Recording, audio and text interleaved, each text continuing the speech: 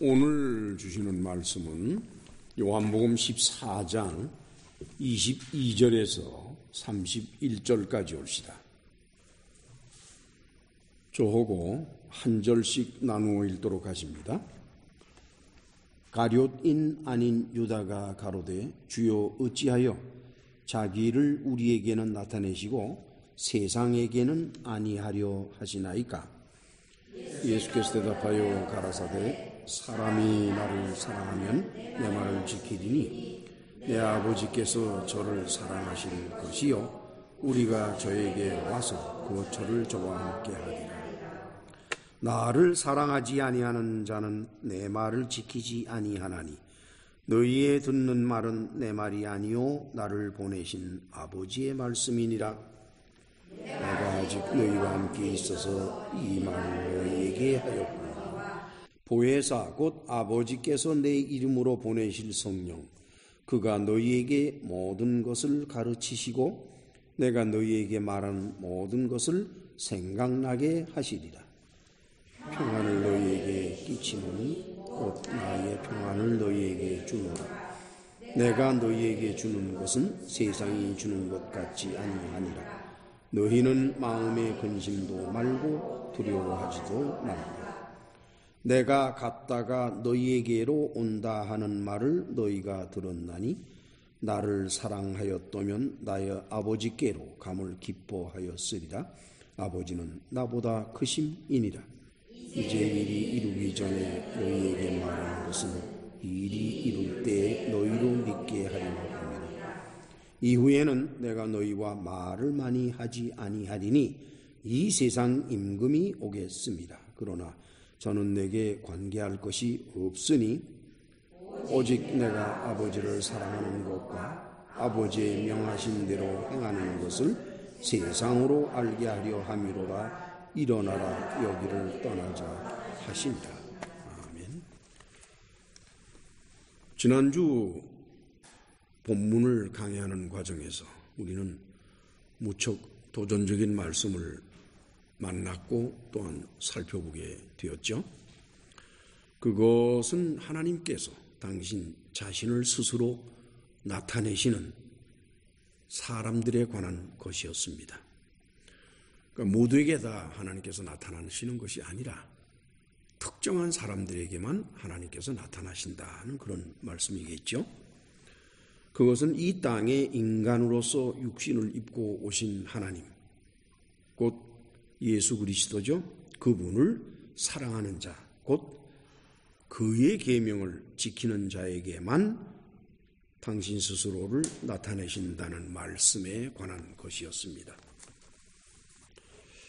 그런데 예수 그리스도의 계명은 그리스도인들이 서로 사랑하라는 것이었습니다. 결국 내 이웃을 내 몸과 같이 사랑하는 사람에게만 하나님께서는 당신을 나타내신다는 말씀이었죠. 참 힘든 말씀입니다. 세상에 제일 어려운 게 내 이웃을 내 몸과 같이 사랑하는 거예요. 여러분들도 그렇고 저도 그렇고 참으로 오랜 세월 동안 기독교인으로서 살아왔잖아요. 교회에 목사들로 시작을 해서 일반 교인들에 이르기까지 내 이웃을 내 몸과 같이 사랑하는 진실로 그런 척하면서 자기의 덕을 내보이려고 하는 것이 아니라 돌아서나 옆으로 앉으나 집에 있으나 밖에 나가나 어느 상태에 있든지 간에 내 이웃을 내 몸과 같이 사랑하는 사람이 과연 있었을까? 참 생각이 안 나더라고요. 글쎄요, 우리가 다 알고 있는 우리 최권사님이라 그러면 그럴 수도 있겠다. 좀 수긍이 가요. 그분에 대해서는. 이제는 계시지가 않지만. 그러고 바라볼 때에 그렇다 그러면은 하나님을 제대로 만나고 하나님을 제대로 알고 있는 사람이 기독교 교회 안에 과연 몇 명이나 될까? 그런데 오늘의 본문 말씀을 살펴보게 되면은 예수께서 당시의 제자들 앞에서 하신 그 말씀을 여전히 깨닫지 못하는 제자들을 바라보게 돼요. 예수님의 직접 제자들까지도 예수께서 하신 이 말씀을 제대로 이해하고 받아들이지 못했다고 한다 그러면은 그로부터 2000여 년 세월이 흐른 오늘날 기독교 교회에서 살고 있는 우리 교인들이 과연 예수께서 하신 이 말씀을 알아듣고 이해하고 받아들일 수가 있을까? 자, 우선 본문에 22절로 24절을 같이 읽으실까요?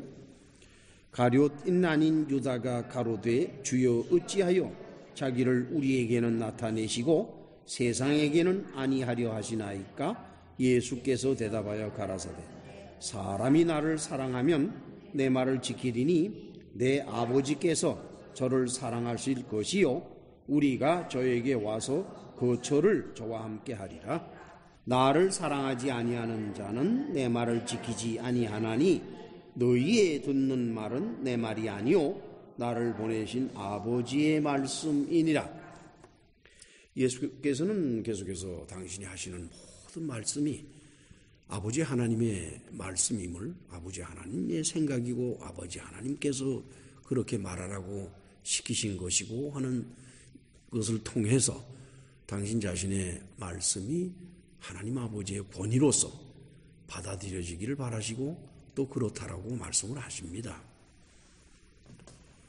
이것은 한편으로 봐서는 예수께서 참으로 겸손한 자세로 말씀하시는 것일 것이고 또 한편적으로 봐서는 우리가 예수님의 말씀을 하나님의 말씀으로 그 권위를 인정해야 되는 그런 절대적인 힘을 가진 그런 표현이지요.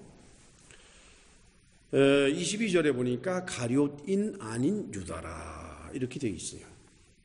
그럼 12제자 가운데 유다라는 이름을 가진 사람이 또 있나 보구나. 그렇죠? 우리 다 같이 누가복음 6장 12절에서 16절을 찾아갑시다.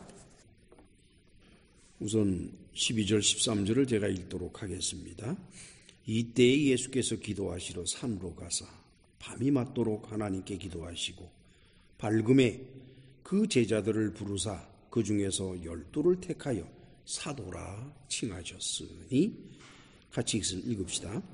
곧 베드로라고도 이름 주신 시몬과 및 그 형제 안드레와 및 야고보와 요한과 빌립과 바돌로메와 마테와 도메와 및 알페오의 아들 야고보와 및 셀로디라 하는 시몬과 및 야고보의 아들 유다와 및 예수를 파는 자 될 가룟 유다라. 여기 야고보의 아들 유다가 나오죠, 그렇죠? 가룟 유다가 있고 야고보의 아들 유다가 있다 이렇게 됩니다. 근데 우리말 번역상에는 가룟 유다가 아니라 가룟인 아닌 유다다 이렇게 번역을 했는데 이게 유다스 오크호 이스카리오테스 이렇게 돼 있어요. 근데 이스카리오테스를 가룟인이라, 그러니까 가룟이라는 지방의 사람이라는 뜻으로 번역을 했는데 이 이스카리오테스 또는 이스카리오이라고 하는 이 헬라어에 대한 해석이 두 가지예요. 그 중에 하나는 유다의 출신지일 것이다 하는 해석이 있어요. 그건 유다 남쪽 지방에 있는 캐리오트라고 하는 곳인데 물론 오늘날 지명으로서는 도저히 찾을 길이 없는 곳이죠. 그러니까 그 옛날에 그런 지명이 있었을 것이다라고 보는 겁니다. 그 마을의 출신이니까 가룟 유다다 이렇게 얘기했을 것이라는 설이 하나가 있고, 또 하나는 그 이스카리오라고 하는 헬라어 단어의 어원이 뭔 거니까 시카리오스라고 하는 단어예요. 그러니까 시카리오스라고 하는 헬라어의 뜻은 뭔 거니? 어세시네예요. 암살자. 그렇기 때문에 유다는, 가룟 유다는 아마도 젤롯 땅, 열심당원이죠. 젤롯 땅의 일파 중에 하나인 바로 그 시카리오스에 속한 사람으로서 아마 그 암살단의 일원이 아니었겠느냐, 이렇게 보는 설이 또 하나가 있어요. 그 여러분 마사다라는 데 아시지요? 그 사해 남쪽에 보면 마사다라는 곳이 있어요. 주 70년에 예루살렘이 멸망하고 나서 그때 항거하던 세력 가운데에서 열심당원에 속했던 사람들 중에 이 시카리 족속들, 그러니까 시카리유들, 즉 암살자들 또는 치열하게 싸우는 사람들, 이 사람들이 모여서 마사다에서 최후 항전을 하는데 아마도 기록상으로는 71년인가 뭐 1년 얼마 좀 지나서 결국은 다 죽습니다. 자살했다고 그랬죠. 전부 자살을 해요. 그때에 거기에 모였던 사람이 바로 시카리다 이렇게 돼 있어요. 그러니까 주다스 이스카리옷라고 하는 것은 두 가지 설이 있다는 것을 우리가 잊어서는 안 돼요. 근데 우리말 번역상에 가룟인 유다라 그러면은 두 번째 설은 제껴버리고 캐리옷이란 마을 출신으로 이렇게 묶어버려가지고 그렇게 하니까 그 번역은 독선적인 번역이 될 수밖에 없습니다. 지난번에도 말씀을 드렸습니다만은 번역을 하는 사람들은 자신들의 의견이 무엇이든지 간에 이 세상에는 같은 사건을 보고 같은 일을 보면서 생각하는 생각들이 여러 가지가 있다는 것을 인정을 해야 됩니다. 그렇게 자기 생각만 옳다라고 해서 독선적으로 몰고 가는 것은 절대로 좋은 것이 아닙니다. 그래서 저는 이것을 가룟인 아닌 유다가 아니라 가룟 아닌 유다다 이렇게 인자를 빼는 것을 올바른 번역이라고 말하겠습니다. 지금 가룟 유다가 아닌 또 다른 유다, 전혀 뚱딴지 같은 질문을 해요. 뭐라고 그러는 거니까? 주여, 어찌하여 자기를 우리에게는 나타내시고 세상에게는 나타내지 않으려고 하십니까? 어떻게 생각하세요? 예수께서는 분명히 뭐라고 말씀하셨는 거니까? 나의 계명을 지키는 자라야 그랬어요. 그런 자한테만 내가 내 자신을 나타내 주겠다라고 했어요. 그러면 세상 사람들이 예수님의 계명을 지킵니까? 안 지키잖아요. 예수님의 제자들마저도 예수님의 계명을 온전히 지키지 못하는 판국에 어찌 세상 사람들이 예수님의 계명을 지킵니까? 뭐 지키기 전에 예수님의 계명이 뭔지를 알겠는지 모르겠어요. 그렇죠? 그러니까 이거는 이 유다는 참으로 뚱딴지 같은 질문이에요. 그건 남 얘기할 때는 딴청하다가 이거 이상한 질문하는 사람들이 있잖아요. 그거하고 똑같다고 해요. 유다의 질문은 참 한심한 질문이에요. 예수께서는 뭐 그 점에 대해서 왜 그렇다 안 그렇다 말씀하지 않으시고 계속해서 뭐라고 그러시는 거니까 예수께서 대답하여 가라사대 사람이 나를 사랑하면 내 말을 지키리니 내 아버지께서 저를 사랑하실 것이요 우리가 저에게 와서 거처를 저와 함께 하리라. 예수님께서 제자들과 대화를 나누실 때도 그렇고 당시 유대인들과 논쟁을 벌이실 때도 그렇고 상당히 많은 경우에 말이죠. 예수님은 상대편에 하는 말에 대해서 그냥 넘어가 버려요. 그냥 그 일일이 답변하고 그러시지 않고 그냥 휙 하고 넘어가세요. 지금도 보면은 유다의 질문에 예수님은 답변하는 것이 아닙니다. 다만 강조하는 거예요. 나를 사랑하라. 나의 계명을 지켜야 된다. 유대인들은 예수님이 하나님의 아들인 것을 믿지 않았습니다. 오히려 그분을 죽이려고 했죠. 그래서 예수께서는 조금 아까 말씀드린 것처럼 사람이 나를 사랑하면 내 말을 지킬 것이고 내 아버지께서 저를 사랑하실 것이고 그러면 우리가 저에게 와서 거처를 저와 함께 할 것이다. 이건 지난주에 말씀하신 그것의 반복이잖아요. 나의 계명을 가지고 지키는 자라야 나를 사랑하는 자니 나를 사랑하는 자는 내 아버지께 사랑을 받을 것이다. 그렇죠? 이 말씀은 결코 알아듣기 어려운 것이 아닙니다. 그럼에도 불구하고 왜 제자들은 마지막 순간임에도 불구하고 주님의 말씀을 알아듣지 못하고 있을까? 여러분, 그것은요 아주 간단해요. 제자들의 마음이 예수님의 마음과 같지가 않기 때문입니다. 지금 이들 모두가 하고 있는 유월절 만찬, 그리고 만찬이 지난 이후에 예수께서 하시는 말씀이 모든 것들이 끝난 다음에 예수님과 제자들은 모두 겟세마네 동산으로 갈 것입니다.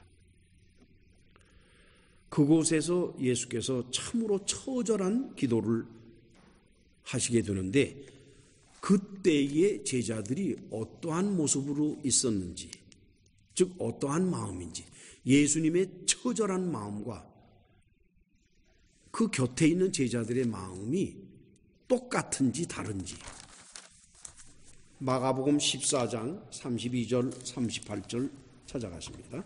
마가복음 14장 32절에서 38절. 제가 먼저 읽지요. 저희가 겟세마네라 하는 곳의 이름에 예수께서 제자들에게 이르시되 나의 기도할 동안 너희는 여기 앉았으라 하시고 베드로와 야고보와 요한을 데리고 가실새 심히 놀라시며 슬퍼하사 말씀하시되 내 마음이 심히 고민하여 죽게 되었으니 너희는 여기 머물러 깨어 있으라 하시고, 같이 읽으십니다. 조금 나아가사 땅에 엎드리어 될 수 있는 대로 이 때가 자기에게서 지나가기를 구하여 가라사대 아버지여 아버지께는 모든 것이 가능하오니 이 잔을 내게서 옮기시옵소서. 그러나 나의 원대로 마옵시고 아버지의 원대로 하옵소서 하시고 돌아오사 제자들의 자는 것을 보시고 베드로에게 말씀하시되 시몬아 자느냐 내가 1시 동안도 깨어 있을 수 없더냐 시험에 들지 않게 깨어 있어 기도하라 마음에는 원이로되 육신이 약하도다 하시고 그랬습니다. 선생님은 처절한 마음으로 그야말로 땀이 피가 되도록 그런 상태에서 하나님 앞에 기도하는 그 순간에 제자들은 자고 있어요. 아까 어떤 분이 그런 얘기를 했어요. 잠을 잘 자는 건 마음이 편해서 그렇다고. 그 맞는 것도 같아. 이 제자들은 마음이 편해서 자는 거고 예수께서는 마음이 편하지 않으시니까 그렇게 기도하시는 거고. 그렇지요? 즉 말이라고 하는 것은 마음의 상태에 따라 그 해석이 달라질 수 있다는 겁니다. 즉 어떤 글이나 어떤 말에는 절대적인 해석의 기준이 있는 것이 아니라는 거예요. 사람마다 천태만상으로 달라질 수가 있는 겁니다. 우리가 글은 눈으로 읽지요. 말은 귀로 듣습니다. 그러나 본 글과 들은 말을 해석하는 것은 귀와 눈이 아니올시다. 마음이 그것을 해석을 합니다. 이것은 성경도 예외일 수는 없습니다. 제가 오랜 세월 동안 성경을 연구하며 또 읽고 해석하고 설교를 구성해서 전하고 이런 일을 계속해서 해왔지만 저는 그런 생각이 들어요.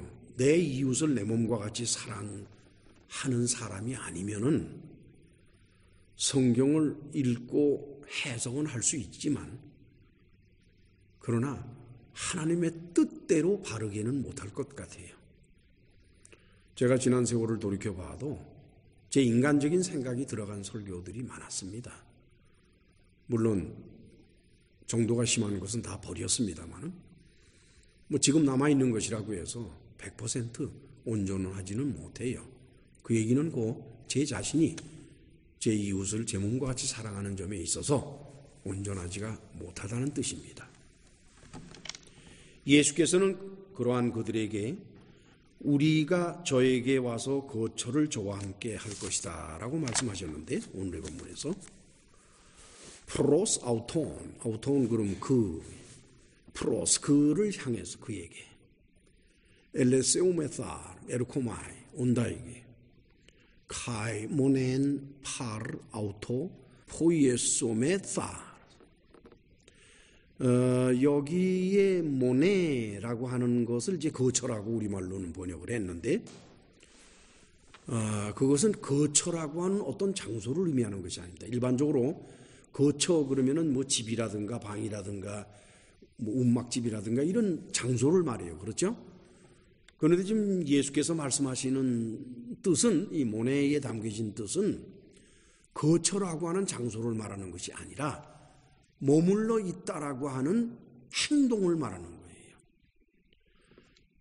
곧 우리가, 즉 아버지와 아들이 오셔서 머물러 있다라는 뜻은 뭡니까? 떠나지 않는다는 뜻이에요.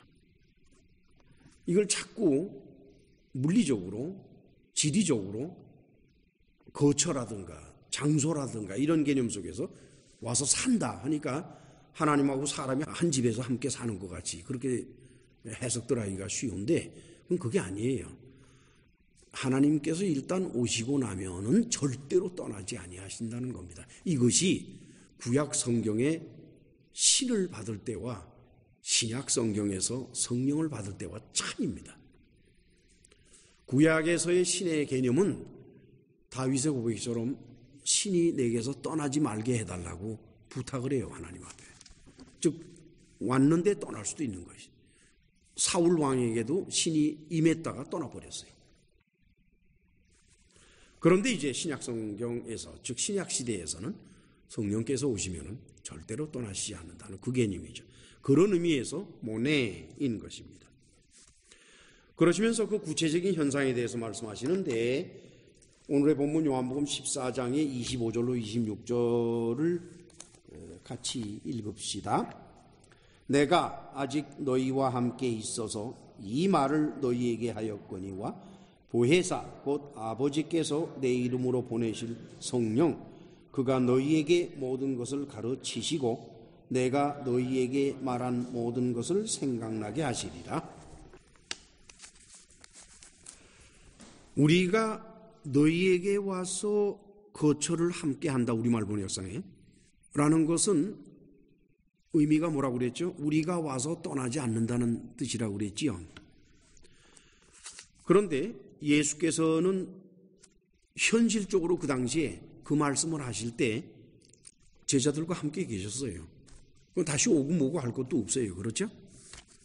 그런데 그런 상태에서 그냥 계셨다 그러면, 계속해서 그러면 이 말씀이 아무런 의미가 없습니다. 우리가 와서 너희와 함께 있으며 떠나지 않겠다라는 말씀이 아무런 의미가 없어요. 그런데 문제는 예수께서 이제 곧 떠나실 것이라는 거예요. 그래서 예수께서 그렇게 말씀하시는 거예요. 내가 지금은 너희들하고 함께 있지만 내가 곧 떠날 것이기 때문에 이 말을 하는 것이다, 이렇게 되는 거죠. 예수께서 떠나시게 되면 오늘 말씀에 주께서 강조하신 것처럼, 물론 이제 저지난 주에서도 우리는 살펴봤습니다마는 보혜사 성령이 오실 것이라. 그래서 보혜사 성령이 오셔서 너희와 함께 있으면은 그것이 바로 아버지와 아들이 오셔서 너희와 함께 계신 것이다. 그렇죠? 그러니까 성령 안에서 하나가 되고 아들 안에서 하나가 되고 아버지 안에서 하나가 되는 삼위일체 하나님에 대한 아주 설득력 있는 주장인 것입니다.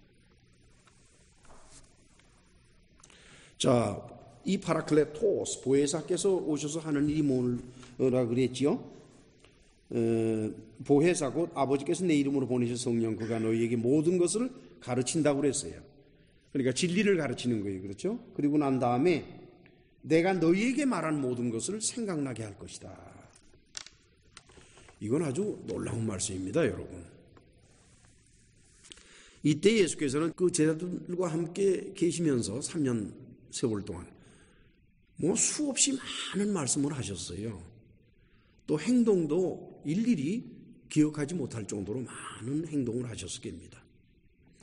그런데 그렇게 수없이 많은 가르침을 제자들이 어떻게 생각할 수가 있겠어요? 생각해 보세요, 여러분. 복음서라는 게 언제 기록이 됐습니까? 제일 먼저 기록이 됐을 것이라고 추측하는 마가복음도 그 때를 주후 45년에서 50년을 봐요. 그렇다 그러면 예수께서 십자가에 못 박히신 때로부터 자그마치 15년이란 세월이 지난 다음입니다. 여러분 15년이 지난 세월 그 다 지나간 다음에 제가 여러분들에게 한 설교를 여러분들이 기억하시겠어요? 기억 못해요. 게다가 요한복음 같은 거는요 주후 90년이 넘어서 썼다고 이렇게 돼 있어요. 그러면 예수께서 십자가에 못 박히신 다음에 자그마치 60년 이상이 흘러간 다음에 그 복음서는 기록이 됐어요. 그러면 그때 요한이 복음서를 기록할 때쯤 되면 예수께서 생전에 하신 말씀은 완전히 다 몇 개만 남아있지, 아주 감동적이었고 충격이 컸던 어떤 몇 가지만 남아있지 그 외에 건 남아있을 수가 없는 거예요. 그럼에도 불구하고 그렇게 장구한 세월이 지났는데 복음서 기록을 보면은 예수님이 하신 말씀이 아주 구체적으로 정말 각 복음서마다 비교를 해도 조금씩 차이는 있습니다만은 그런 조그만 차이는 무시해도 좋을 정도로 그렇게 기록이 되어 있는 것을 보게 돼요. 사실적으로. 그렇죠? 이게 도대체 무슨 일이냐? 이것 때문에 이제 논쟁이 많이 일어납니다. 한쪽에서는 요한복음에서 예수께서 약속하신 그대로 성령께서 오셔서 예수께서 제자들에게 하신 모든 말씀을 훗날 제자들이 생각나게 해 주셨기 때문에 기록했다.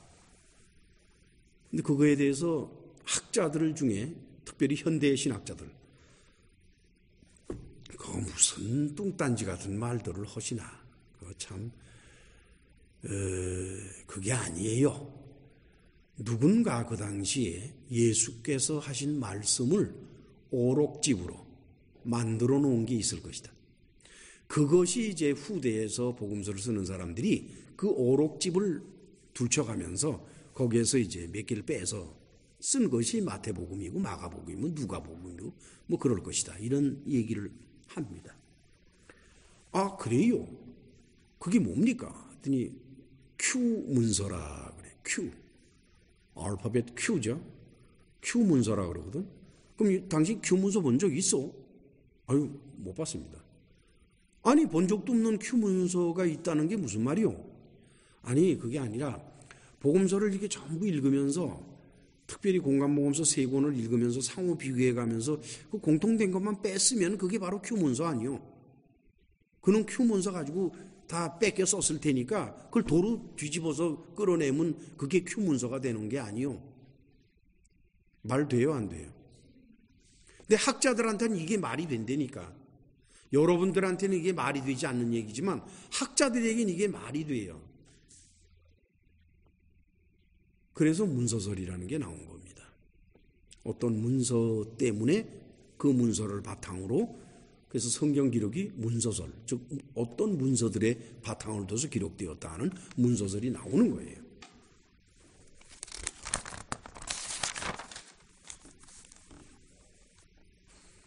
그러나 오늘의 말씀을 살펴볼 때 예수께서는 분명히 말씀을 하셨어요. 성령께서 오시어서 나를 사랑하고 나의 계명을 지키는 자고 내 이웃을 내 몸과 같이 사랑하는 사람들로 하여금 내가 말한 모든 것을 생각나게 할 뿐만 아니라 그것의 깊은 의미까지 그보다 더한 것까지도 깨닫게 해 주실 것이다 라고 그랬어요. 즉 현대신학자들이 주장하는 큐문서 같은 예수님의 어록집은 필요가 없다는 거예요. 오직 제자들이 예수님을 사랑하고 또 서로 사랑하는 관계에 있을 때 그들에게 성령께서 하시는 일이 바로 주님의 가르침을 바르게 기억하고 깨닫는 것이다. 참 이거는 정말 중요한 말씀이고 저로서도 이 말씀 앞에서는 머리를 숙일 수밖에 없겠고 그리고 많은 회개를 할 수밖에 없었습니다. 오늘날 기독교 교회에서 목사가 성경을 바르게 읽고 해석해서 설교를 만들어 교인들에게 바르게 전하려면 조건이 있다는 거예요. 목사가 공부를 많이 하고 묵상을 많이 하고 그런 선에서 머무는 것이 아니라 목사와 교인들 간에 서로 사랑하는 관계가 온전해야 한다는 것입니다. 목사와 교인들 간에 사랑이 없다? 목사와 장로들 간에 사랑이 없다? 또 대형교회에서는 목사들이 많으니까 그 목사들 간에 사랑이 없다? 그러면 그 교회는 성령의 역사가 없어요.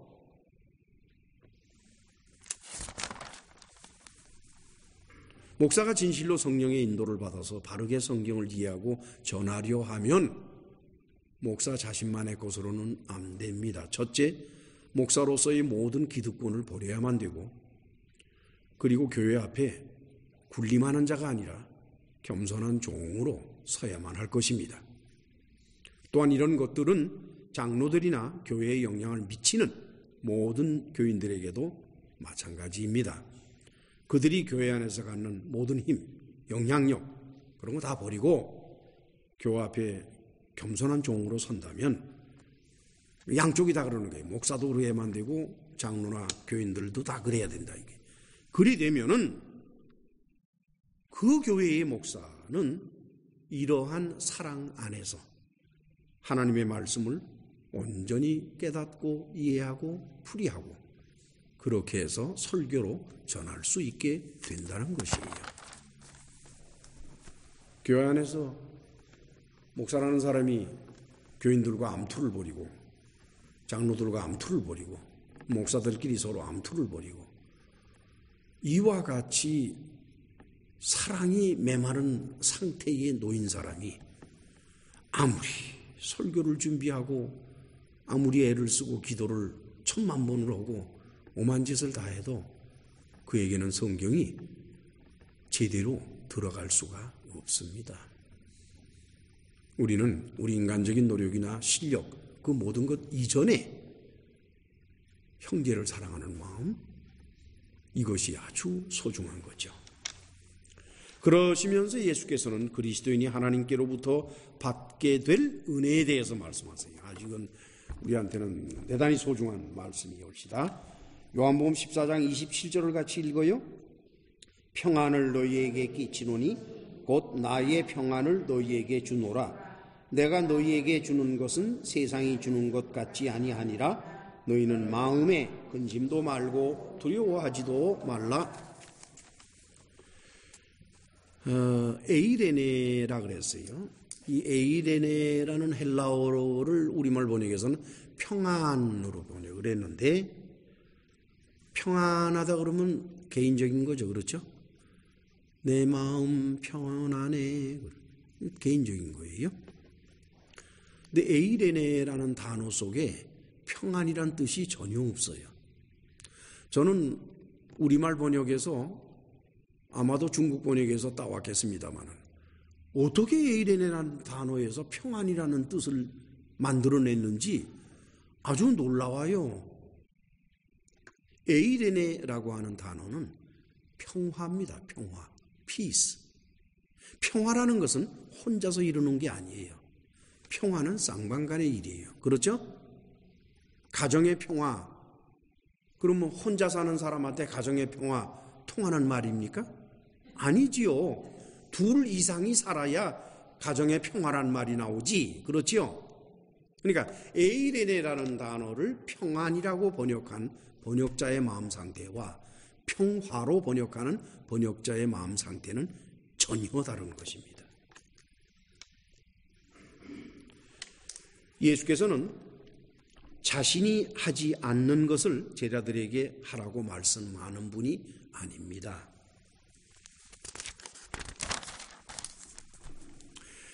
그러시면서 뭐라고 그러시는 거니까 내가 너희에게 주는 평화는 피스, 평화는 세상이 주는 것과 같지 않다 그랬어요. 여러분, 세상의 평화가 유지되려면 어떻게 하면 돼요? 예? 근데 어떻게 하면 싸움이 없어요? 그럼 양보는 누가 해요? 만약에 서로가 비슷한 상태에 있는 것이라면 양보라는 말이 가능합니다. 그러나 세상은 그렇지가 않아요. 강한 자와 약한 자가 있기 마련이에요. 그러면 강한 자와 약한 자 사이에 평화가 유지되려면 방법은 뭡니까? 약한 자가 국으로 가만히 있어야 돼요. 약한 자가 자꾸 대들면은 그 나라에는 평화도 없고 그 세계에는 평화도 없는 거예요. 즉 강한 자들이 가정에서도 그렇고 사회 집단에서도 그렇고 교회 안에서도 그렇고 나라에서도 그렇고 강한 자들이 약한 자들을 지배하고 있을 때 약한 자들이 그저 국으로 가만히 있으면 그 사회는 평화가 유지돼. 여러분들 가정이 평안한 거, 평화로운 거 겉보기에 아름답게 보이지요? 천만의 말씀이에요.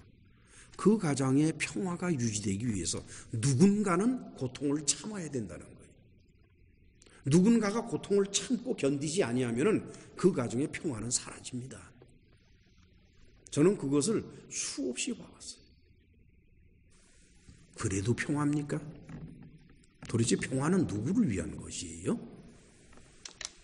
전쟁은 언제나 강한 나라가 일으키도록 되어 있습니다. 약한 나라는 절대로 전쟁을 안 일으켜요. 왜 강한 나라가 전쟁을 일으킬까요? 약한 나라가 강한 나라한테 고분고분하지 않으니까. 하지 마 그러면 하지 말고 해 그러면 해야 되는데 하지 말라는데 뒤에서 살금살금 뭐 하고 있거든. 이거 안 되겠구만. 버르장물이 고치지 안 되겠어. 그래서 일어나는 게 전쟁이에요. 여러분, 약한 나라가 강한 나라에 고분고분 복종해서 이루어지는 세계 평화는 평화가 아닙니다. 예수께서 말씀하시는 평화가 바로 진실한 평화예요. 그래서 예수께서는 세상이 주는 것과는 다르다 그랬어요. 강한 자와 약한 자 사이에 서로 사랑하는 관계에서 나오는 평화. 이것이야말로 예수께서 말씀하시는 평화인 것입니다. 그런데 이런 평화는 세상이 주는 것이 아닙니다. 바로 천국에서의 평화인 것입니다. 세상에서는 이 평화를 기대할 수가 없어요, 여러분. 아무리 노력을 해도 수억 년을 거듭거듭 살아도 세상에 이런 평화가 존재를 못해요.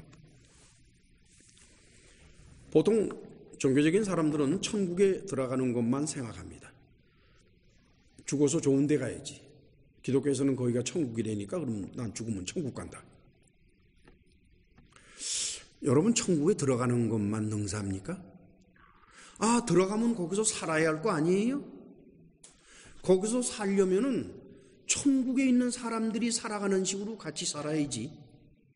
천국에 있는 사람들과 다른 생각을 가지면은 천국에서 살 수 있어요, 없어요? 못 살아요. 제 발로 걸어 나와요. 천국에는 이웃사랑이 기본인 곳인데 이 땅에 살면서 이웃사랑을 안 하던 자가 무슨 수로 천국 들어가서 이웃사랑을 하겠소? 내 이웃을 내 몸과 같이 사랑하지 않는 사람은 천국에 들어가지를 못하지만 동시에 설사 들어간다 할지라도 얼마 견디지 못해 튀어나와요. 사는 게 힘들어서. 이웃사랑이라는 게 쉬워요? 얼마나 어려운 건 줄 알아요? 이 말씀을 듣는 모든 이들이 가슴에 손을 얹고 생각하면 내가 천국 들어갈 수 있는지 없는지를 스스로 알 겁니다. 자, 계속해서 우리는 오늘의 본문의 나머지 부분을 살펴봅니다. 28절에서 31절을 같이 읽으실까요? 내가 갔다가 너희에게로 온다 하는 말을 너희가 들었나니 나를 사랑하였다면 나의 아버지께로 감을 기뻐하였으리라. 아버지는 나보다 크심이니라. 이제 일이 이르기 전에 너희에게 말한 것은 일이 이룰 때에 너희로 믿게 하려 함이라. 이후에는 내가 너희와 말을 많이 하지 아니하리니 이 세상 임금이 오겠음이라. 그러나 저는 내게 관계할 것이 없으니 오직 내가 아버지를 사랑하는 것과 아버지의 명하신 대로 행하는 것을 세상으로 알게 하려 함이로라. 일어나라 여기를 떠나자 하시니라. 유대인들의 메시아 사상은 우리 기독교인의 메시아 사상과는 다릅니다. 유대인들의 메시아 사상은 그 메시아가 와서 이스라엘을 강하게 만들어서 이스라엘이 세계를 지배하는 나라로 만들어질 것이고, 일단 그렇게 만든 다음에는 계속해서 그 메시아는 이 세상에 있으면서, 이 세상에 유대인들에게 있어서의 메시아 사상은 천국 사상이 아닙니다. 이 땅에서의 문제예요. 이 땅에서. 그래서 이스라엘을 이끌어가고 통치하는 사람, 그게 바로 오늘날도 유대인이 생각하는 메시아입니다. 이 메시아 사상은 이스라엘이 바벨론 포로로 끌려가면서부터 오늘에 이르기까지 언제나 똑같은 것이었습니다. 그렇기 때문에 이스라엘에서는 누군가가 저항운동을 일으키거나 또는 강력한 힘을 가지고 국가를, 즉 이스라엘 나라죠, 그 나라를 이렇게 세우거나 또는 이런 여러 가지 일이 좀 어떤 사람에 의해서 된다 그러면 그 사람이 메시아일 것이다 라고 기대하는 게 이스라엘 사람들이 지난 2000년 세월 동안 겪어왔던 일들이에요. 지금도 이스라엘은 이 꿈을 버리지 않고 있어요. 이스라엘은 그들의 메시아가 올 것이라고 생각을 합니다. 이스라엘 사람들은 말이죠, 지금 제3성전을 짓기 위해서 총력을 다하고 있어요. 물론 이제 유대인들 중에는 여러 가지 계층이 있어요. 여러 가지 계층이 있고 학파가 다르기 때문에 서로 간에 조금씩 차이는 납니다만, 그래도 공통적인 것은 제3성전을 지어야 된다. 그 제3성전은 무엇인가? 우선 제1성전은 솔로몬이 지은 성전이 제1성전입니다. 제2성전이 바벨론에 의해서 완전히 파괴된 다음에 그 다음에 포로로 끌려갔다가 포로로 귀환해서 돌아와서 스룹바벨이 돌아와서 새로이 지은 성전이 제2성전이에요. 그 제2성전은 헤롯 대왕 때 다시 증축이 되고 아주 화려하게 그렇게 됐었죠. 근데 그게 주 70년에 완전히 무너졌어요. 돌 위에 돌 하나도 남지 않게 싸그리 무너져 버렸어요. 이제 그 자리에 제3성전을 지어야 돼요. 이스라엘 랍비들은 그 제3성전은 어떤 성전이냐, 그러니까 에스겔서 40장에서 47장까지 사이에 하나님께서 에스겔에게 환상으로 성전의 모습을 보여주십니다. 그리고 그 성전 안에서의 제사 행위 이런 거를 보여주세요. 그래서 에스겔 성전이라고 그래요. 이거를 에스겔이 환상으로 받은 성전을 이제 지어야 되겠다, 이게. 그게 제3성전입니다. 그들의 기록을 바라보니 인터넷에 들어가면 여러분들 금세 읽을 수 있어요. 이거는 비밀이 아닙니다. 살펴보면 이런 말이 있어요. 지금 제3성전을 지을 수 있는 모든 준비가 다 되어 있다, 이게. 집기 비품까지 다 준비가 되어 있다, 이게. 그럼 왜 안 짓냐? 물론 거기에 지금 모스크가 들어앉아 있고, 그렇죠? 지금 거기가 분쟁 지역이잖아요. 그러나 이스라엘이 맘만 먹는다 그러면은 그 분쟁 지역 쓸어내는 건 뭐 그렇게 어려움이 돼요. 예루살렘에 가보면은 아무것도 아니에요, 거기. 그런데 그냥 놔두고 가만히 있거든? 왜 그럽니까? 메시아를 기다리고 있다는 거예요. 유대인이 기다리는 그 메시아가 오게 되면은 그러면 성전을 짓겠다 이겁니다. 그렇게 되게 되면 세계에 흩어져 살고 있는 모든 이스라엘 민족이 한 곳에 모여 살게 될 것이고, 그때가 바로 이스라엘이 세계를 지배하는 그런 때가 될 것이다. 이것이 이스라엘 민족의 오늘날의 메시아 사상이에요. 언뜻 보면 우리 그리스도인들이 기다리고 있는 메시아, 예수 그리스도, 메시아와 좀 흡사한 것 같죠? 언뜻 보면. 우리 그리스도인들도 보면은 예수께서 재림하셔서 천년 왕국을 세우고, 그 천년 왕국, 천년 동안 왕노릇한다. 천년 동안 왕노릇한다는 거나, 이스라엘 민족이 세상에서 왕노릇한다는 거나 똑같은 얘기지 다를 게 뭐가 있겠어? 그러나 천년 왕국에 대한 이론은 그것만 있는 게 아니에요. 오히려 그런 것들은 후대에 만들어진 것들입니다. 우리 종교개혁자들은 그런 천년 왕국 이런 거를 믿질 않아요. 오히려 무천년설이라 그래가지고 천년 왕국에 대해서는 관심도 없는 게 종교개혁자 마틴 루터나 또는 존 칼빈, 요한 칼빈 이런 사람들이에요. 유대인들이 기다리고 있는 메시아, 우리 그리스도인들이 기다리는 메시아와 다른 메시아입니다. 이름은 똑같이 메시아지만 서로 달라요. 이런 얘기를 합니다. 예루살렘의 제3성전이 지어진다. 그 시점이 언제가 될까? 그때가 언제인지는 모르지만은 얼마 멀지 않다 그러면은 유대인이 기다리고 있는 메시아는 이미 세상에 나와 있다는 거예요. 그러나 우리 메시아, 우리 주님은 세상에서 태어나서 유대민족 속에 있는 것이 아니라 하늘에서 내려오시니까, 그렇죠? 그러니까 지금 여기 계신 건 아니잖아요. 지금 하나님 보좌 우편에 계시니까. 두 메시아 사상은 다릅니다.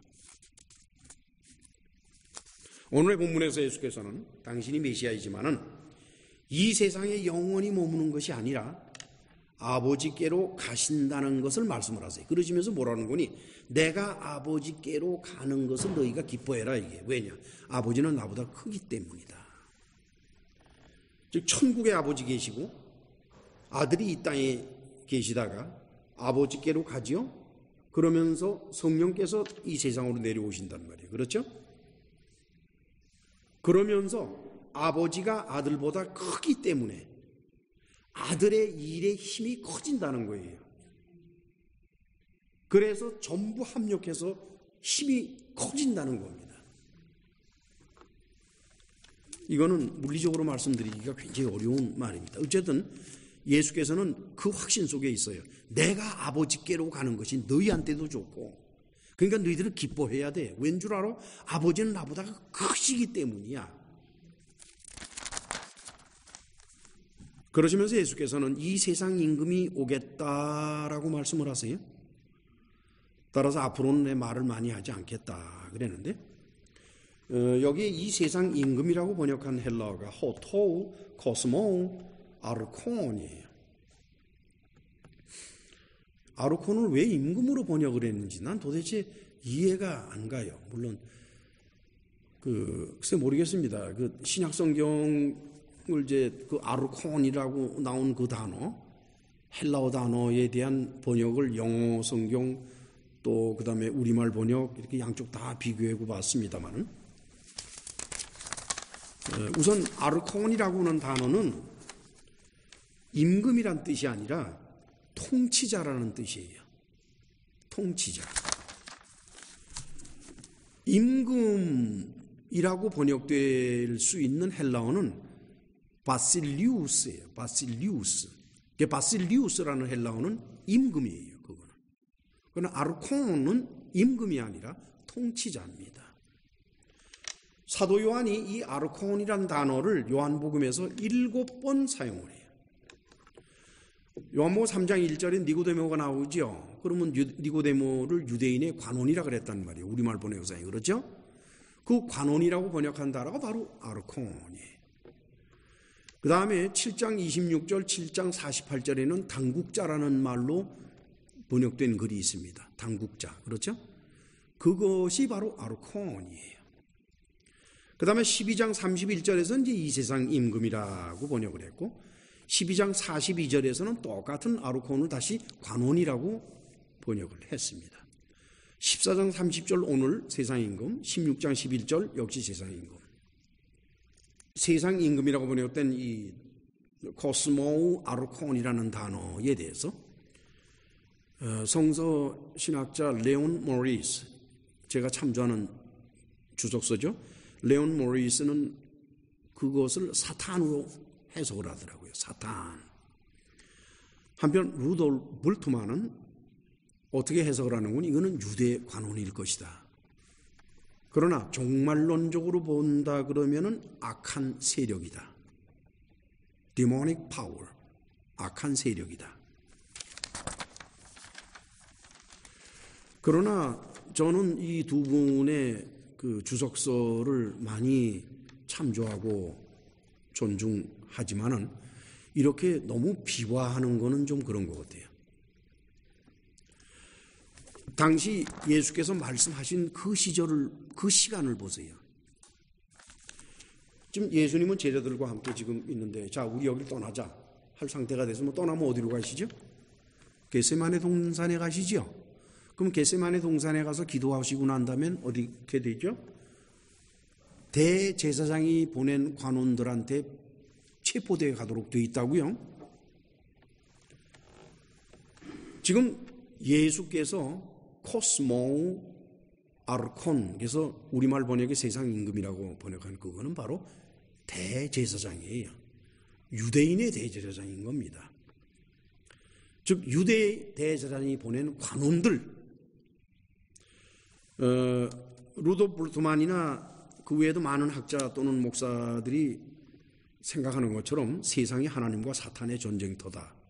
저는 그건 인정을 못합니다. 세상이 하나님과 사탄의 전쟁터가 될 수가 없습니다. 왠고니까 사탄도 하나님의 쓰임을 받는 도구에 불과하기 때문에, 어찌 도구가 비록 역할이 주인에 대적하는 대적자로서의 역할은 부여받았지만 그렇다고 해서 전쟁을 일으킨다? 승산 없는 전쟁이에요. 하나님과 사탄 사이에 무슨 전쟁입니까? 그건 아무것도 아니에요. 훅 하고 불면은 날아가 버리는 게 사탄이요, 타락한 천사들입니다. 저는 이 말씀은 이처럼 뭐 복잡한 신학적으로 또는 종말론적으로 해서 사단의 세력이 온다 어쩐다 이런, 그리고 사단이 이제 세상 임금이 된다 하는 그런 뜻이 아니라 지금 예수께서는 제자들에게 마음 준비를 시키는 거예요. 이제 대제사장이 보낸 관원들이 몰려와서 나를 잡을 거니까 너희 조심해라. 그렇지만 그들과 나는 상관도 없다. 즉 내가 그들에게 잡혀간다고 해서 변화될 건 아무것도 없어 하는 뜻입니다. 자, 이제 우리 31절 말씀을 읽으실까요? 오직 내가 아버지를 사랑하는 것과 아버지의 명하신 대로 행하는 것을 세상으로 알게 하려 함이로라. 일어나라, 여기를 떠나자 하시니라. 예수께서는 그래요. 당신 자신이 하신 말씀, 그 당신이 이 땅에 와서 하신 모든 행동들이, 모든 것들은 당신을 나타내기 위한 것이 아니라 예수께서 아버지를 사랑한다는 것을 나타내기 위함이고, 또 예수께서는 아버지의 명하신 대로 행동하시는 분이라는 것을 세상이, 곧 유대인이 알게 하기 위해서 그런 것이다. 이렇게 말씀을 하십니다.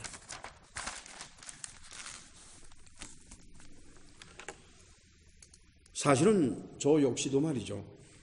오늘의 본문 말씀을 선정을 하고 묵상할 때, 우선 처음 말씀을 묵상할 때는 어김없이 저는 한국 목사니까 한국말로 번역된 성경을 늘 존중하며 읽습니다. 그래서 묵상을 할 때에는 이 세상 임금을 사탄이 아닐까라고 생각하면서 묵상했습니다. 그래서 세상 임금인 사탄과 하나님의 아들인 예수 그리스도와의 관계 속에서 말씀을 해석해야 되겠다라고 생각했어요. 그런데 막상 이제 설교 원고를 쓰기 위해서 헬라어 원어성서를 펼치고, 그리고 원어성서를 번역을 해가면서 차츰차츰 진전돼 나가는데 그게 아닌 거예요. 이걸 사단이라고 그러면은 보통 문제가 생기지를 않아요. 이제까지 저는 요한복음을 강해해 왔기 때문에 요한복음의 줄기를 쫙 알고 있습니다. 송두리째 뽑아져 버리게 돼 있어요. 이거는 사단이 돼서는 안 돼요. 따라서 오늘 본문 말씀이 우리에게 말하고 있는 메시지는 26절에서 27절에 담겨 있는 것입니다. 일반적으로 이 세상 임금을 사단으로 대두시켜서 그걸 메시지로 삼는 설교가 아주 많습니다. 사실은 저도 그렇게 하려고 그랬었고, 그래서 이원론적으로 보려고 그랬었는데 그게 아니에요. 그래서 메시지의 방향을 바꿨어요. 여기에서 한글 번역상의 평화는 잘못된 것이니까 평화로 고쳐 읽읍시다. 26절에서 28절 같이 읽으실까요? 보혜사 곧 아버지께서 내 이름으로 보내실 성령 그가 너희에게 모든 것을 가르치시고 내가 너희에게 말한 모든 것을 생각나게 하시리라. 평화를 너희에게 끼치노니 나의 평화를 너희에게 주노라. 내가 너희에게 주는 것은 세상이 주는 것 같지 아니하니라. 너희는 마음에 근심도 말고 두려워하지도 말라. 예수 그리스도께서 주시는 그분의 평화만이 진정한 평화인데, 이 평화를 얻으려면 성경을 바르게 읽고 해석을 해야만 됩니다. 즉 성경을 읽지 않은 상태에서 예수 그리스도의 평화를 신비한 방법으로 얻겠다고 하는 것은 미신적인 얘기입니다. 세 번째, 그러기 위해서는 성경을 읽고 연구하는 노력이 있어야 되는데 그 노력만으로는 충분하지가 않다는 거예요. 따라서 이러한 노력이, 즉 성경을 읽고 연구하는 노력이 온전해지려면 성령의 가르치심이 있어야 한다는 거예요. 그래야 비로소 바르게 깨닫게 된다는 겁니다. 저는 제 자신이 학구적으로 성경을 읽는 사람이요, 또한 문서적으로 성경을 많이 연구하고 또 이와 연관된 글을 많이 읽는 사람이기 때문에 이 뜻이 무슨 뜻인지를 압니다. 제가 아무리 인간적으로 노력을 하고 해도 오늘 이때까지 여러분들에게 전한 설교에서의 메시지는 그 공부를 통해서 나온 것은 아닙니다. 그런데 부끄럽게도 바로 이 성령의 가르치심을 받으려면 서로 사랑하는 그리스도인의 공동체를 이루어야만 한다는 거예요. 저는 이 말씀 앞에서 참 감사했어요. 저와 여러분들을 보십시다. 우리는 서로 사랑하는 겁니까? 아닙니까? 예. 인원수가 적건 많건 그게 문제가 아니라 목사와 교인들 간에 서로 사랑이 존재하니까, 그렇죠? 이곳에서 만들어지는 설교는 성령의 인도함을 온전히 받고 성령의 가르치심으로 온전한 해석과 온전한 메시지가 나온다는 것이에요. 참 정말 감사했어요. 따라서 이 모든 것은 내 이웃을 내 몸과 같이 사랑하라는 예수님의 말씀에서 시작이 되는 것입니다. 우리는 기회 있을 때마다 우리의 이웃을 우리의 몸과 같이 사랑하는 그런 삶을 살아갑시다. 기도합니다. 전능하시고 자비로우신 하나님 아버지, 너무나도 많은 사람들이 신비적으로 하나님을 알려하고 또한 하나님과의 관계에 있어서 이기적으로 생각하는 것들이 참으로 많습니다. 목사는 자신의 명예와 자신의 권위와 또한 자신의 유익을 위해서 설교를 만들고 전하는 일이 흔하고, 한편 교회에서 힘을 가진 자들은 그 힘이 침해를 받을까 봐 목사를 견제하며 그렇게 살아가는 모습들을 우리는 많이 봅니다. 그러나 온전히 사랑 안에 살고 있는 공동체에서는 하나님의 말씀이 참으로 온전하게 해석이 되고 또한 하나님의 말씀이 설교로서 온전히 전해지는 모습을 봅니다. 이 모든 것들이 이루어지도록 늘 함께 하시는 주님의 은혜에 감사하고 예수님의 이름으로 기도합니다. 아멘.